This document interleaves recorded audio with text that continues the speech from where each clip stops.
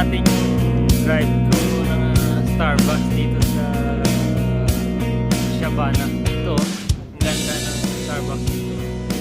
Standalone. So, kung gusto nyo pumunta dito guys, so maganda yung place. At saka, relax. Relax kaayo. So, pasukin natin. Now, already. Ito yung drive-thru ng Starbucks Sabana. Ayan o, si Jamaica. Ayan, ang ganda ng store nila oh. May upstairs pa oh. Ayan. Ayan, pagkain nila oh. Ang ganda ng store mga guys. Yan. Relax. Ito yung video. Just cross saka yung pinakamalakas nilang barista dito. Sino pangalan mo sir? Yan pinakamalakas na barista dito eh. Yan oh. Si Prince yan. O yan oh. Makikita nyo po dito si Prince sa Starbucks Shabana. At saka ito yung pinakamalakas na supervisor dito. Oh. Ay. Oh, sabi niya siya ang pinakamalaki dito. Hindi bali ah. May kasi may ginagawa siya yan mga guys.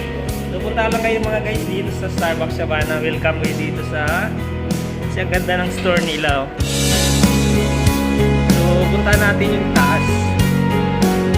Kasi may second floor siya eh.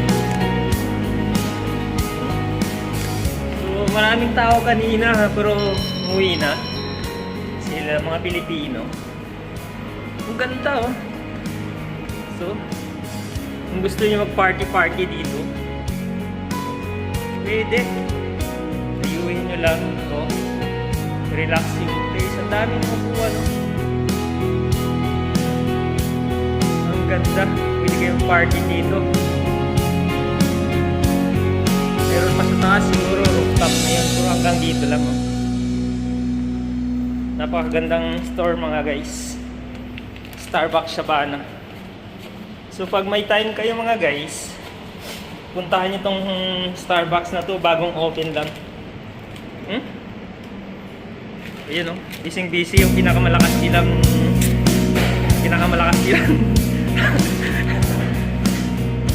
busy o, yung pinakamalakas nilang na barista. O sige guys ha, o barista champion pala yun.